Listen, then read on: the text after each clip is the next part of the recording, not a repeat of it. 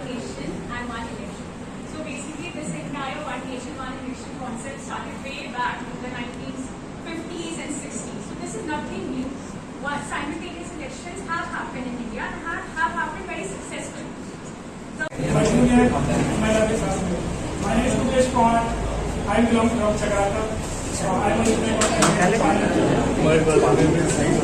चलिए अंग्रेजी ज्ञान बंद करते हैं अपनी स्वदेशी भाषा कहते हैं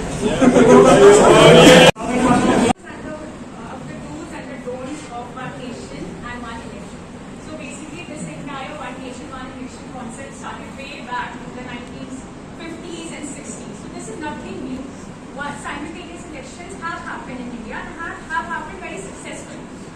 The momentum for this started in 2015 and very recently a COVID committee was inaugurated and the COVID committee has just submitted its report. So I'll be going over all the good points of the committee and all the good things that they suggest. One of the first things that they suggest is it would have a very good impact on voter decline, as we all know that there is a very sharp voter decline that is happening in Indian culture right now. I think we all absolutely can attribute the fact that even a movie for us is a very big commitment nowadays. We are addicted to 5-second reels. So watching the political campaigns and political speeches of all the political parties, it's a very big commitment for the youth today. So I think what... My name is Mukesh Kumar. I belong from Jakarta. चलिए अंग्रेजी ज्ञान बंद करते हैं अपनी स्वदेशी भाषा कहते हैं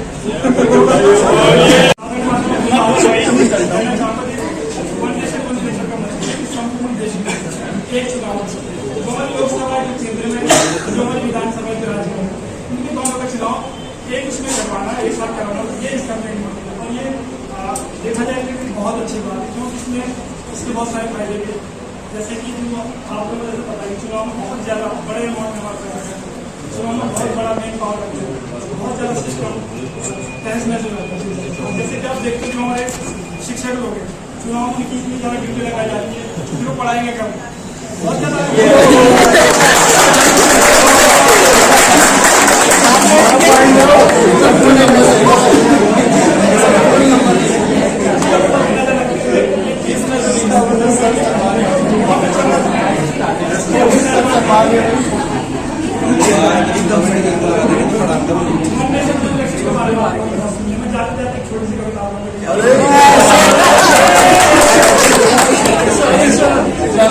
असफलता एक चुनौती से स्वीकार करो क्या कमी रह गई देखो और सुधार करो असफलता एक चुनौती है इसे स्वीकार करो क्या कमी रह गई देखो और सुधार करो तुम जब तक सफल ना हो नींद चैन को त्यागो संघर्ष को कैसा छोड़ मत भागो कुछ के दिन जय जयकार नहीं होती कोशिश करने वालों की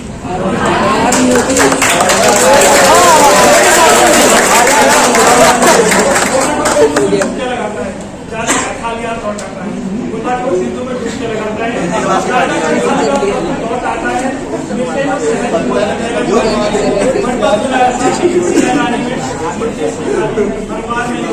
कोशिश करने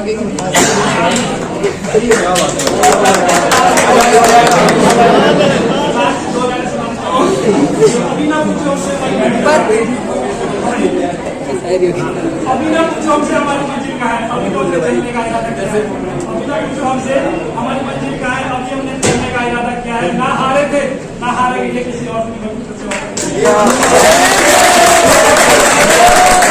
इन्हीं चीजों को देखते हुए वीवीपैट जो आपकी वोटर ट्रेल थी उसको लेके बात है तो ये लेकिन आप अगर इसको समकालीन दृष्टिकोण से देखें तो दो चीजें बहुत प्रमुखता से सामने आई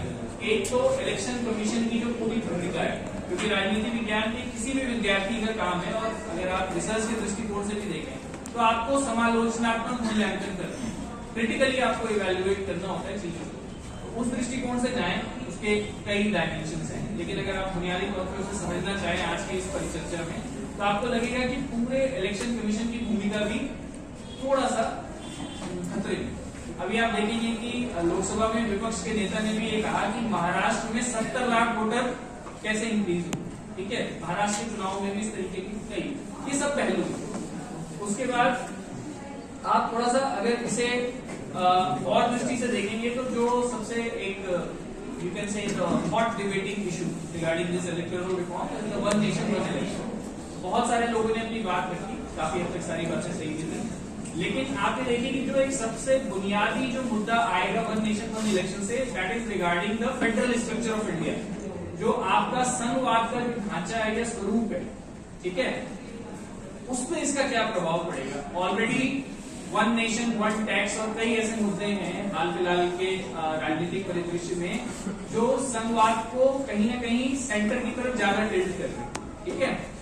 ऑलरेडी इस पे केसीवीआर और बहुत सारे लोगों ने कहा हो, ठीक है, कि ये ऑलरेडी सेंटर की तरफ टिल्टेड है। आप अपने इंडियन पॉलिटिकल सिस्टम में इसको देखें तो क्या संघवाद पे इसकी क्या प्रभाव पड़ेंगे। अब आप देखिए कि आपके पास एक मोटा मोटा आंकड़ा रहे कि आपके एक जनरल इलेक्शन में 4000 करोड़ के आसपास जो ये चीजें खर्च होते हैं, तो 3 मुद्दे थे वन नेशन वन इलेक्शन के सारे डायमेंशन को अगर आप समाहित करने की कोशिश करें कि कॉस्ट का मुद्दा जो सरकार या रामनाथ कोविंद की जो समिति थी उसमें जो हाईलाइट किए गए, गवर्नेंस का एक issue, cost, governance, time and all those concerns होते हैं। तो मैं समझता हूँ कि आज की परिचर्चा में विद्यार्थियों के माध्यम से और सभी जो वक्ता हैं उनके माध्यम से कुछ चीजें हाईलाइट हुई, और आप चाहें तो भविष्य में जब आप अपना जिस भी प्रकार से इसे इस्तेमाल करें या इसको समझने का जो एक महत्वपूर्ण लेंस एक प्रिज्म आपको मिला, मुझे लगता है वो इन 3-4 चीजों की गवर्नेंस, हमारा फेडरल स्ट्रक्चर और जो हमारे इंडियन पॉलिटिकल सिस्टम के कोर कंसर्न्स है या कोर फीचर्स हैं, राज्यों को और केंद्र को देखो वो कैसे बैलेंस किए जाए, किसी का भी इंटरेस्ट खराब ना हो, मतलब राज्यों के भी अपनी कंसर्न्स है उनको बैलेंस करना, यही आने वाले समय में जब अगर हम वन नेशन वन इलेक्शन को देखें या अन्य कुछ चुनावी, जैसे एक बच्चे ने बहुत अच्छा कहा राइट टू रिकॉल, जो डायरेक्ट डेमोक्रेसी का एक सबसे मजबूत टूल है। तो जब आप सामाजिक संगठनों के माध्यम से देख रहे हैं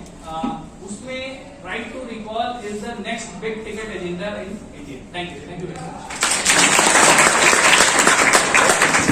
लेकिन आज क्योंकि मुझे किसी लोकतंत्र के इस चुनाव संबंधी विषय पर भारत के प्रोजेक्ट में कहने का एक अवसर मिल रहा है, तो मैं उस पर अपने कुछ बातें आप सभी के सामने रखना चाहूंगा। जैसे कि आप सभी को पता है कि भारत में चुनाव संपादन करने के लिए और निष्पक्ष चुनाव के लिए भारत का मुख्य चुनाव आयोग या फिर एक चुनाव आयोग की स्थापना की जा चुकी है, जो कि आप सभी को विदित है। लेकिन इसके परिप्रेक्ष्य में मैं आपको बताना चाहूंगा कि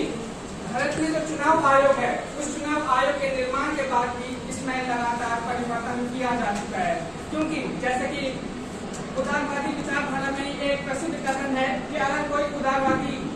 अगर 20 सालों तक अपने विचारों में परिवर्तन नहीं करता है, वह समय के अनुरूप स्वयं को नहीं ढालता है, तो वो फिर से एक दूरीवादी बन जाएगा। और इसी सबसे बचने के लिए, समय के साथ निरंतर परिवर्तन करने के लिए भारत के चुनाव आयोग ने भी समय समय पर चुनाव संबंधी कई योजनाएं जारी की। जैसे कि सबसे पहले 1951-52 में जब आम चुनाव हुए थे, तब सबसे पहले परिसीमन आयोग का गठन किया गया था, जो कि अभी भी कार्यरत है। लेकिन उस परिसीमन आयोग के बाद भी जब आप लोगों ने सुना होगा टीएन शेषन जो थे वो भारत के मुख्य चुनाव आयुक्त थे 1990s के समय में, तो उनका एक प्रसिद्ध कथन था कि यह भारत का चुनाव आयोग है जिसका दायित्व है कि वो सफल, निष्पक्ष एवं पारदर्शी चुनाव कराएं, जिसके लिए उन्होंने यह भी कहा था कि मैं नाश्ते में राजनीतिक दलों के राजनेताओं का सेवन करता हूँ। अर्थात उन्होंने भारत में चुनाव सुधारों के लिए काफी महत्वपूर्ण काम किया था। इसके अतिरिक्त जो पहले मत देने का जो अधिकार था, जो 21 वर्ष के लोगों के लिए था, वो घटाकर 18 वर्ष कर लिया गया। जैसे कि आप सभी को पता होगा 61वां संविधान संशोधन 1988। जब हम